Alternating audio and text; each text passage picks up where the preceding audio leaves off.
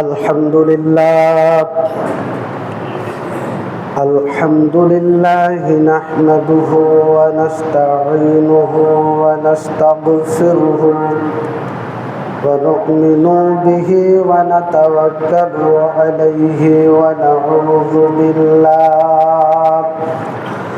ونعوذ بالله من شرور أنفسنا ومن سيئات أعمالنا من يهده الله فلا مضل له ومن يضلله فلا هادي له وأشهد أن لا إله إلا الله وحده لا شريك له وأشهد أن محمدا عبده ورسوله أما بعد فإن خير الحديث كتاب الله وخير الحدي حدي محمد رسول الله صلى الله عليه وسلم وشر الأمور محدثاتها وكل محدثات بدعة وكل بدعة ضلالة وكل ضلالة في النار الذي أرسله بالحق بشيرا ونذيرا وداعيا إلى الله بإذنه وسراجا منيرا فقد قال الله تعالى في القرآن المجيد والفرقانه الحميد أعوذ بالله من الشيطان الرجيم بسم الله الرحمن الرحيم وما أوتيتم من شيء فمتاع الحياة الدنيا والآخرة عن ابن عباس رضي الله تعالى عنه قال قال رسول الله صلى الله عليه وسلم نعمتان مغبونا فيهما كثير من الناس الصحة والفراغ رواه مسلم মিসকাতুল মাসাবিহ। আম্মা বাদ, সমস্ত প্রশংসার সেই মহান আল্লাহ তাআলার জন্য যার অশেষ মেহেরবানিতে আমরা গুনাহগার বান্দা তার পবিত্র মসজিদ ধরে উপস্থিত হতে পেরেছি। সেই মহিয়ান গরিয়ান মহান আল্লাহ সুবহানাহু ওয়া তাআলার শুকরিয়া আদায় করছি আলহামদুলিল্লাহ। লাখ কোটি দরুদ ও সালাম বর্ষিত হোক বিশ্ব মানবতার মুক্তির দূত জনাবে মুহাম্মদুর রাসূলুল্লাহ সাল্লাল্লাহু আলাইহি ওয়াসাল্লাম। সম্মানিত উপস্থিতি, পবিত্র কুরআনুল কারীমের সূরা আলা 16 এবং 17 নম্বর আয়াতে কারিমা তিলাওয়াত করেছি। রাসূল সাল্লাল্লাহু আলাইহি ওয়াসাল্লামের মুখ নিঃসৃত বাণী সহিহ মুসলিম থেকে একটি হাদিস পাঠ করেছি। ইনশাআল্লাহ সংক্ষিপ্ত আকারে আলোচনা করব। আজকে জুমার দিন আমার সংক্ষিপ্ত আলোচনার বিষয় দুনিয়ার প্রতি লোভ, পরকালের প্রতি অনীহা। দুনিয়ার প্রতি লোভ এবং পরকালের প্রতি অনীহা এ বিষয়ের উপর সংক্ষিপ্ত গুরুত্বপূর্ণ আলোচনা রাখার চেষ্টা করব ইনশাআল্লাহুল আজিজ। সম্মানিত উপস্থিতি, আসলে লোভ কার নাই? প্রত্যেকেরই লোভ আছে, কিন্তু ওই লোভটা যদি সামঞ্জস্যতার ভিতরে থাকে। কেমন সামঞ্জস্যতা? পরকালের চিন্তা মাথায় রেখে যেটুকু পরিমাণে প্রয়োজন এটা ঠিক আছে, কিন্তু প্রয়োজনের অতিরিক্ত যদি আপনি লোভ করেন তাহলে বিপদ।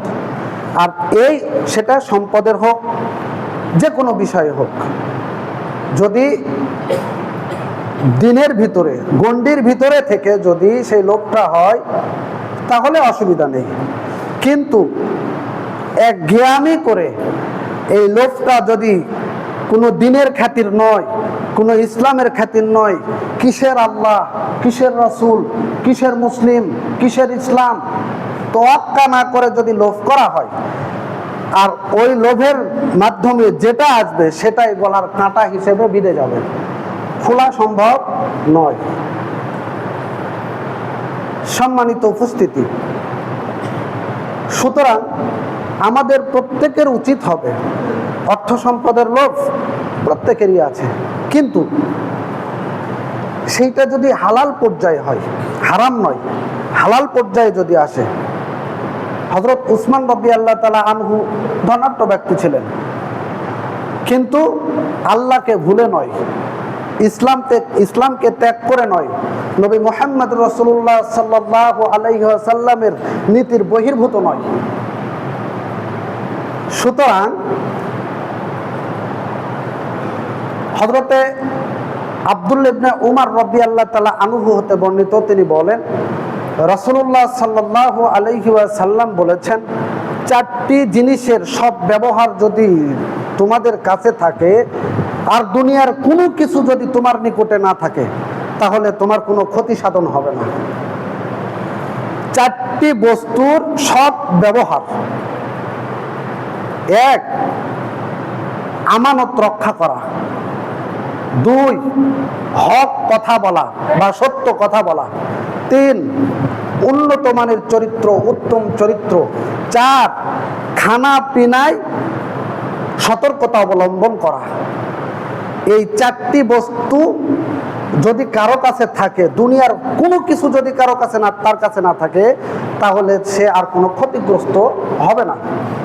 লক্ষ্য করে দেখুন, এই চারটি বস্তু আমাদের নিকট থেকে উপস্থিত নয়, অনুপস্থিত চারটি বস্তু।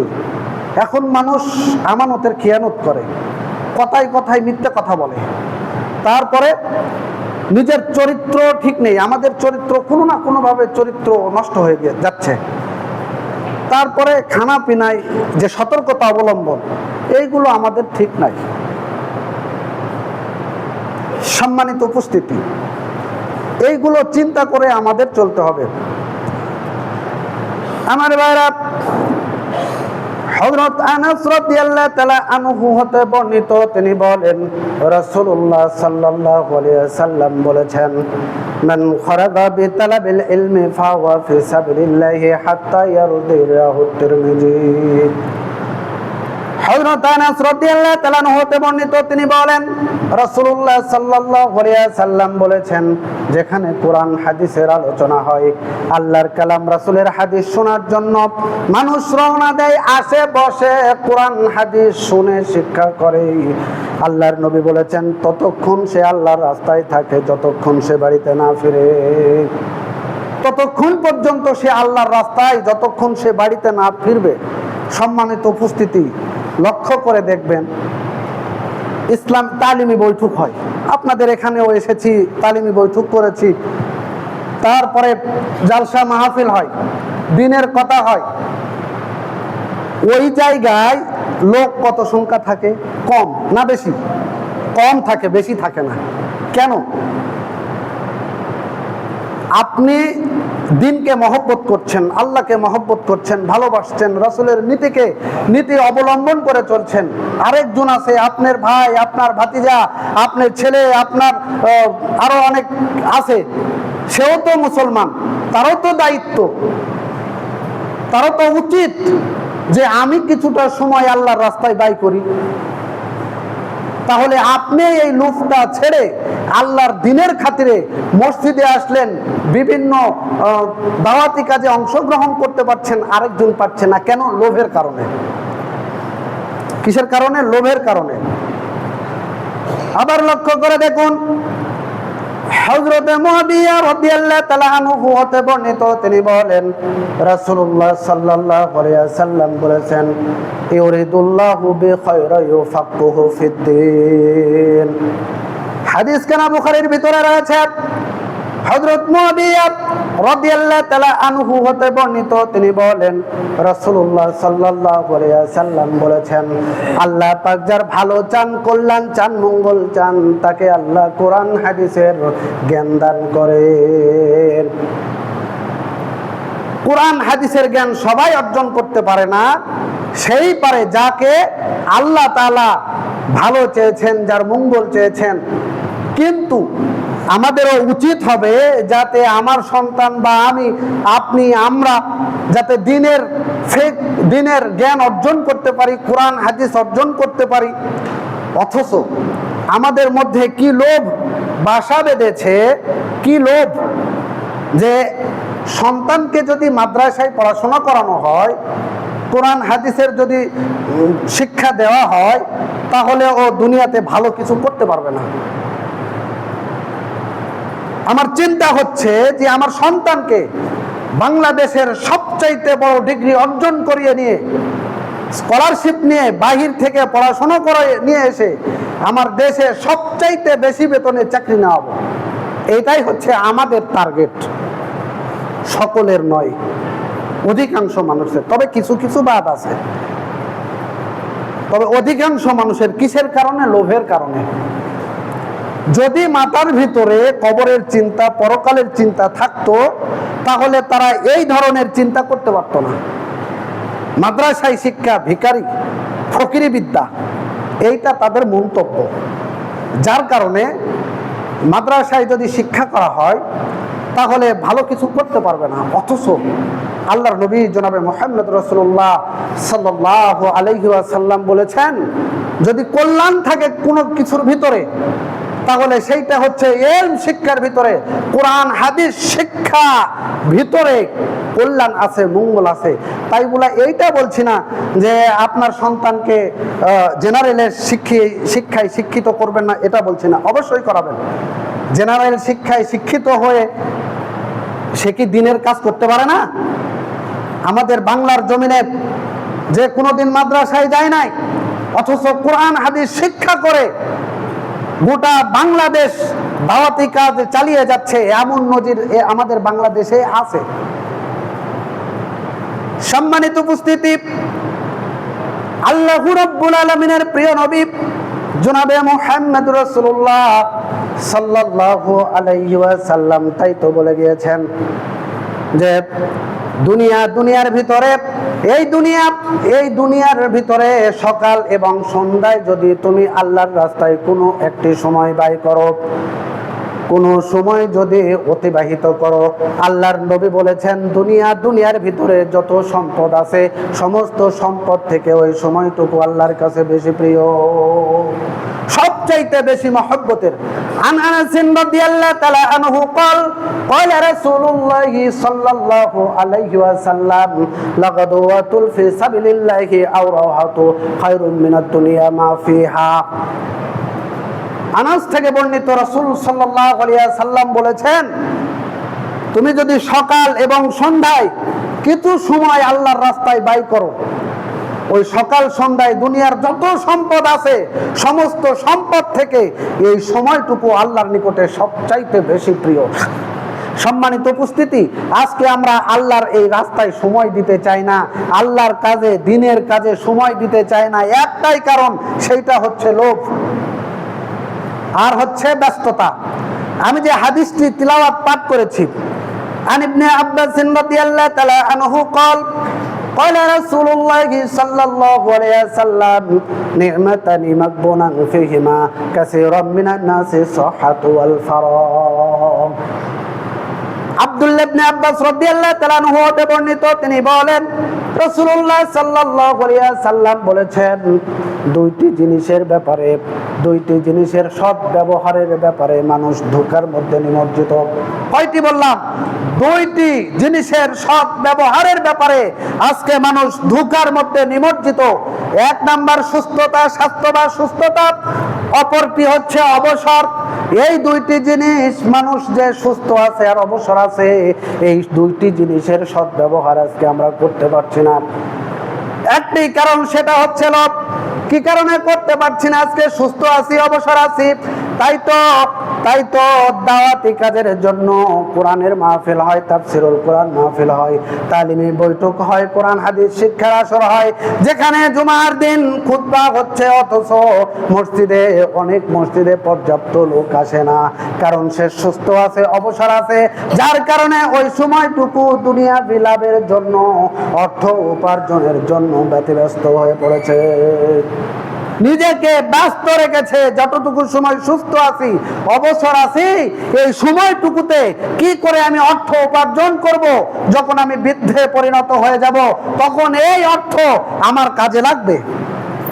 এই চিন্তা করে আজকে আমরা ধোঁকার মধ্যে নিমজ্জিত। সুস্থ আছি আর অবসর আছি, চাষটলের আড্ডায় ফুর্তি মারছি, অথচ মসজিদের সালাতের ওয়াক্ত হয়ে চলে যাচ্ছে, কোনো খেয়াল নাই। শুধু খেয়াল কি করে বন্ধু বান্ধব নিয়ে আড্ডা করা যায়, অশ্লীলতা বেহায়া আপনার সাথে জড়িয়ে পড়ে যাচ্ছে। আমার ভাইরা, তাই তো আল্লাহর নবী বলেছেন যে দুইটি জিনিসের সৎ ব্যবহার করো, একটা হচ্ছে সুস্থতা আর একটা হচ্ছে অবসর। এমন সময় আসবে যে সময় তুমি অবসর থাকবে কিন্তু অসুস্থ। অবসর দিন রাত 24 ঘন্টা অবসর, সপ্তাহ অবসর, পুরো মাস অবসর হয়ে আছি, আন্দাজে বসে আছে, পুরো বছরটা অবসরে আছি, কিন্তু ইচ্ছা হচ্ছে মসজিদে আপনাদের মসজিদে খুতবা হচ্ছে, অথবা ওয়াজ মাহফিল হচ্ছে, অথবা তালিমি বৈঠক হচ্ছে, বাড়ি থেকে শুনতে পাচ্ছি, ইচ্ছা হচ্ছে আমি একটু পাহাড়পুর এই জামে মসজিদে আমি যাব, ওই দিনের কাজে অংশগ্রহণ করব, কিন্তু অসুস্থতার কারণে আর হয়ে উঠছে না। এই জন্য যেটুকু সময় সুস্থ থাকবো আর অবসর থাকবো, এটুকু সময় বসে না থেকে যখন অবসর হবেন তখন বসে না থেকে একটু কোরআন তিলাওয়াত করা যায়, একটু দিনের জন্য ব্যয় করা যায়। কোরআন হাদিসের দার্স হচ্ছে, সেখানে একটু বসে 2-4-5 মিনিট, 10 মিনিট, আধা ঘন্টা সময় অতিবাহিত করা, এটা হচ্ছে লোভ মুক্ত। আমার ভাইরা, হযরত রাদিয়াল্লাহু তাআলা আনহু হতে বর্ণিত, তিনি বলেন একদা আমরা নবী মুহাম্মদ রাসূলুল্লাহ সাল্লাল্লাহু আলাইহি সাল্লামের সঙ্গে যাচ্ছিলাম, একটি কানকাটা মরা ছাগলের বাচ্চা অতিক্রম করছিলাম।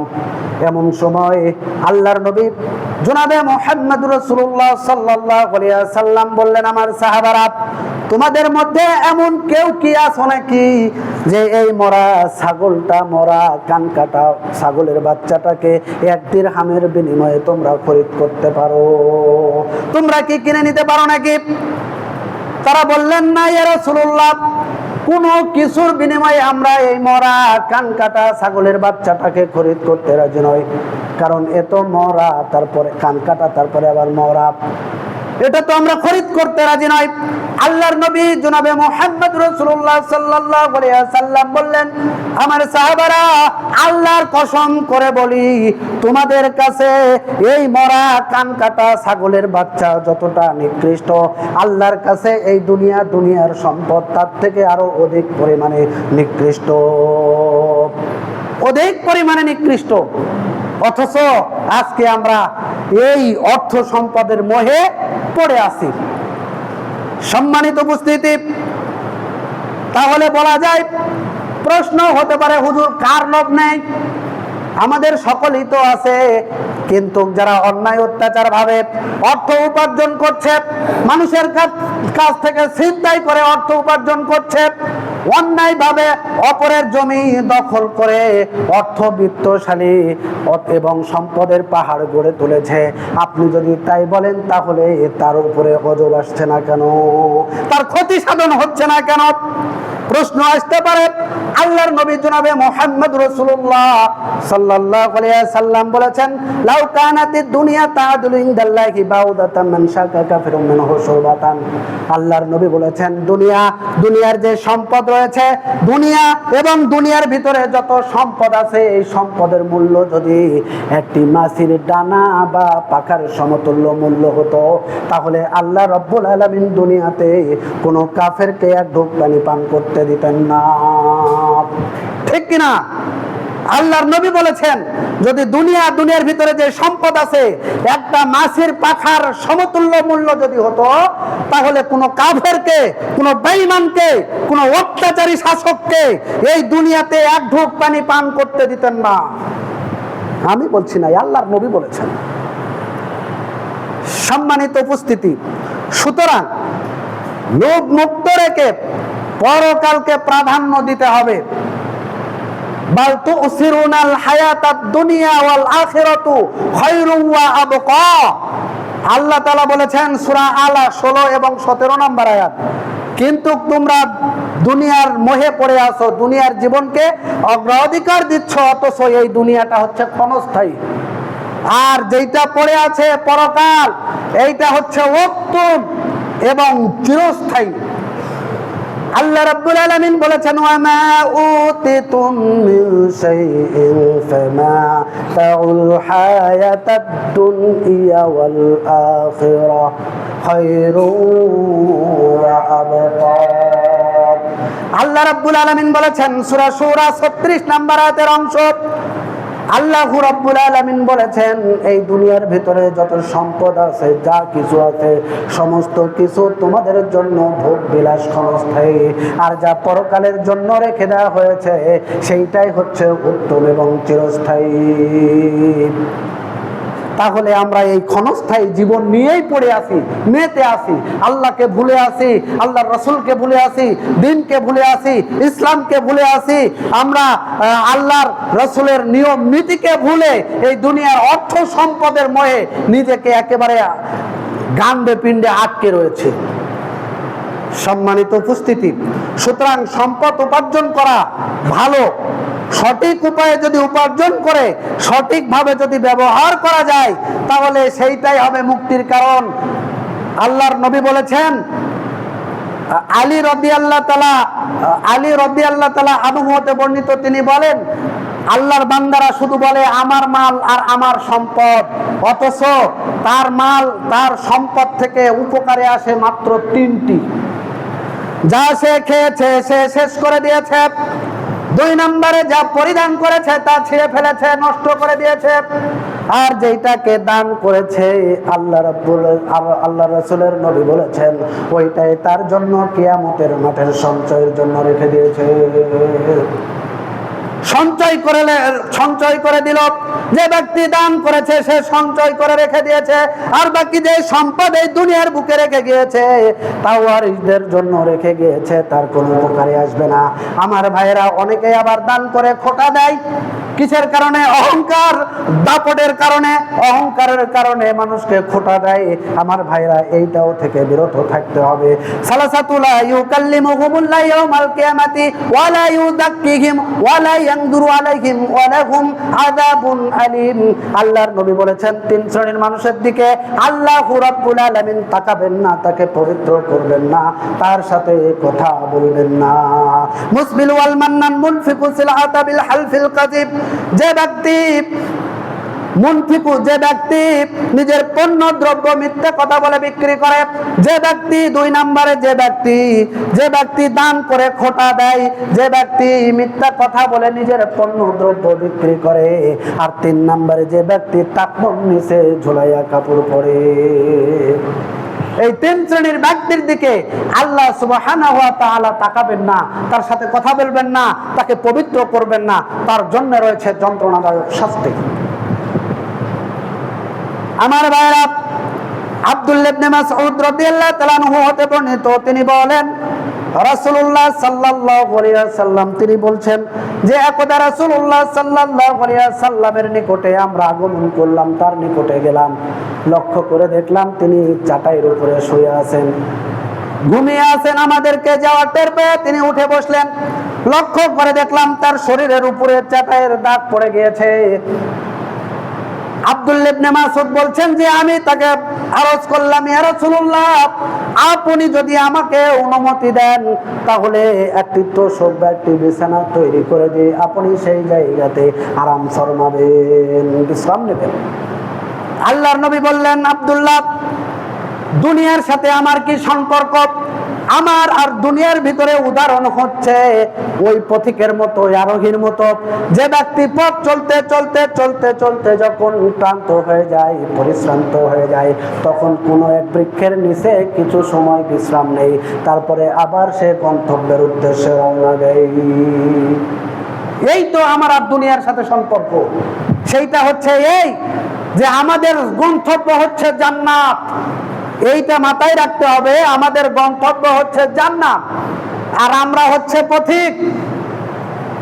এই দুনিয়ার জীবন আর রাসূল সাল্লাল্লাহু আলাইহি ওয়াসাল্লাম উদাহরণ দিচ্ছেন, আমার জীবনের পার্থক্য হচ্ছে যেটুকু সময় আমি গাছের ছায়ায় যেটুকু সময় একজন পথিক আশ্রয় নিল ওই সময়টুকু এই দুনিয়ার সময়, আর বাদ বাকি সময়টা হচ্ছে পরকালের জন্য। সুতরাং অগ্রাধিকার দিতে হবে দুনিয়ার উপরে পরকালকে, দুনিয়ার উপরে আখেরাতকে অগ্রাধিকার দিতে হবে। আজকে বর্তমান সময়ে আমরা আখেরাতের উপরে দুনিয়াকে প্রাধান্য দিয়ে ফেলেছি, যার কারণে আমরা পরকালকে হারিয়ে বসতেছি, পরকাল আখেরাতকে হারিয়ে বসেছি। আমার ভাইরা, হযরত আবু হুরায়রা রাদিয়াল্লাহু তাআলা আনহু হতে বর্ণিত, তিনি বলেন রাসূলুল্লাহ সাল্লাল্লাহু আলাইহি ওয়াসাল্লাম বলেছেন, আদ-দুনিয়া সিজনুল লিল মুমিনিনা ওয়া জান্নাতুল লিল কাফিরিন। এই দুনিয়াটা হচ্ছে মুমিনদের জন্য কারাগার আর কাফেরদের জন্য জান্নাত স্বরূপ, বেহেশত স্বরূপ। তার মানে হচ্ছে একটি জেলখানায় যারা গিয়েছে তারা জানে জেলখানায় নিজের ইচ্ছা মতো চলাফেরা করা যায় না, বরং জেলের নিয়ম কানুন অনুযায়ী চলতে হয়। আর একজন মুমিন দুনিয়াতে নিজের ইচ্ছা মতো চলতে পারে না, দুনিয়ায় আল্লাহ এবং তার রাসূলের নীতি অনুযায়ী চলতে হয়। আর যারা কাফের, জান্নাতের ভিতরে অগাধ স্বাধীনতা, যা ইচ্ছা তাই খাও। কাফেরদের জন্য এই দুনিয়াটা বলা হয়েছে বেহেশত স্বরূপ। তার মানে হচ্ছে কাফেরেরা যেখানে যাও, যা ইচ্ছা তাই খাও, কিসের হালাল কিসের হারাম এই তোয়াক্কা না করে খাও দাও ফুর্তি করো, দুনিয়াটা মস্ত বড়, এই নীতিতে চলে।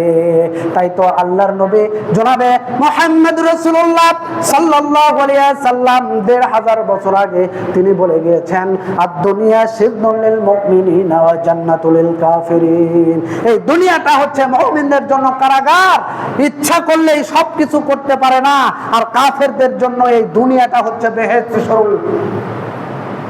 আমার ভাইয়েরা, সুতরাং আল্লাহু রাব্বুল আলামিনের এই দুনিয়াতে যেটুকু সময় বেঁচে আছি সেটুকু সময় আমরা একটু পরকালকে প্রাধান্য দিই, অথচ কিভাবে সম্পদ উপার্জন করব, কিভাবে একতলা বিল্ডিং আছে দুতলা বিল্ডিং করব, কিভাবে 2 বিঘা জমি আছে 3 বিঘা বানাবো, এই চিন্তা করতে করতে আমার জীবন শেষ, যৌবন শেষ, সব শেষ। এই ভাব করতে করতে আমি কবর পর্যন্ত পৌঁছে যাব। আল্লাহ রাব্বুল আলামিন বলেছেন, আলহাকুমুত তাকাসুর হাত্তা যুরতুমুল মাকাবির কাল্লা সাওফা তা'লামুন সুম্মা কাল্লা সাওফা তা'লামুন। বেশি বেশি একে অপরের থেকে বেশি দুনিয়ার স্বার্থ লাভ করার মোহ তোমাদের গাফলাতের মধ্যে ফেলে দিয়েছে। এই চিন্তায় আসন্ন হয়ে তোমরা কবর পর্যন্ত পৌঁছে যাও। লক্ষ্য করে দেখবেন, সবাই নয়, অধিকাংশ মানুষ শুধু কি করে বাড়ি বানাবো, কি করে অর্থ হবে, কি করে সম্পদ হবে, এই চিন্তা করতে করতে কিসের নামাজ, কিসের কালাম, কিসের দিন, কিসের ইসলাম, এই চিন্তা করতে করতে মৃত্যুর পথযাত্রী হয়েছে অথবা দুনিয়া থেকে বিদায় নিয়ে চলে গিয়েছে। সময় শেষ হয়ে গেল নাকি? সম্মানিত উপস্থিতি, সুতরাং আপনাদের উদারতা আহ্বান জানাচ্ছি। আল্লাহর নবী বলেছেন, আব্দুল্লাহ ইবনে মাসউদ রাদিয়াল্লাহু তাআলা আনহু হতে বর্ণিত, লা তাযুলু কদামা আবনা আদামা ইয়াউমাল কিয়ামাতি হাত্তা ইয়াসআলুনা আনিল খামস আন আমারাহু ফিমা আফনা ওয়া সাবাবাহু ফিমা আবলা ওয়া আমালিহু মিন আইনা আকতাসাবা ফিমা আনফাক ওয়া আলিমা ফিমা আমিলা। 5টি প্রশ্নের জবাব না দেওয়া পর্যন্ত কোনো আদম সন্তান এক চুল পরিমাণ তার পা কিয়ামতের মাঠে আল্লাহর সামনে থেকে নড়াতে পারবে না। তার একটি হচ্ছে, তাকে যে বয়স দেওয়া হয়েছিল বয়স সম্পর্কে জিজ্ঞাসাবাদ করা হবে, সে কোন কাজে ব্যয় করেছে। তাকে যে যৌবনকাল দেওয়া হয়েছিল, এই যৌবন কোন পথে ক্ষয় করেছে। সে তো অর্থ উপার্জন করেছে, কোন পথে উপার্জন করেছে, সেই অর্থ ব্যয় করেছে কোন পথে। আর তাকে যে এলম দেওয়া হয়েছে, এই এলেমটা অনুযায়ী, এলেম অনুযায়ী সে আমল করেছে কতটুকু। আমি বেলাল বিন নসিরউদ্দিন, আমি আলেম হিসেবে নিজেকে জাহির করছি, বক্তব্য রাখছি, বিভিন্ন জায়গায় যাচ্ছি, ওয়াজ মাহফিল করছি, বিভিন্ন জেলাতে উপস্থাপন করছি, ওয়াজ মাহফিল করছি, কিন্তু আমি যদি সেই এলেম অনুযায়ী আমল না করি তাহলে কিয়ামতের মাঠে আমাকে জবাবদেহি করতে হবে। আল্লাহ তাআলা আমাদের ঈমান, আমল, আখলাক, আমানতদারিতা রব্বুল আলামিন সৎভাবে ব্যবহার করার তৌফিক দান করুক। সকলে বলি আল্লাহুম্মা আমিন। আল্লাহ তাআলা আমাদের সন্তান সন্ততিদেরকে হেফাজত করুক, আমাদের সকলকেই 5 ওয়াক্ত সালাত আদায় করার তৌফিক দান করুক, দ্বীনের পথে কবুল করে নিক। সকলে বলি আল্লাহুম্মা আমিন। এই দোয়া দেওয়া রেখেই আমার সংক্ষিপ্ত বক্তব্য শেষ করছি। সুবহানাকা আল্লাহুম্মা বিহামদিক আশহাদু আল্লা ইলাহা ইল্লা আনতা আস্তাগফিরুকা ওয়া আতুবু ইলাইক। বারাকাল্লাহু লানা ওয়া লাকুম ফিল কুরআন।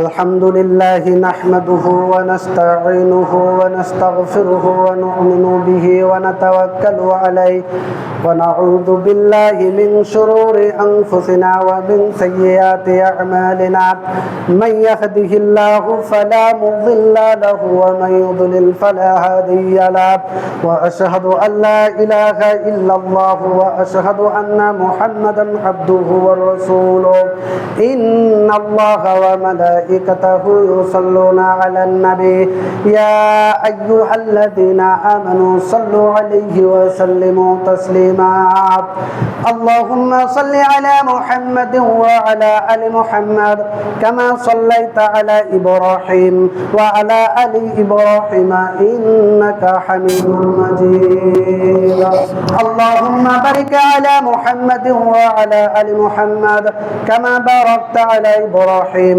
وعلى آل إبراهيم إنك حميد مجيد ربنا ظلمنا أنفسنا وإن لم تغفر لنا وترحمنا لنكونن من الخاسرين رب ارحمهما كما ربياني صغيرا رب ارحمهما كما ربياني صغيرا وقل ربي ادخلني مدخل صدق واخرجني مخرج صدق واجعلني من لدنك سلطانا نصيرا اللهم أنت ربي لا إله إلا أنت خلقتني أنا عبدك وأنا على عهدك ووعدك ما استطعت أعوذ بك من شر ما صنعت أبوء لك بنعمتك علي أبوء بذنبي فاغفر لي فإن لا يغفر الذنوب إلا أنت رضيت بالله ربا وبالإسلام دينا وبمحمد نبيا اللهم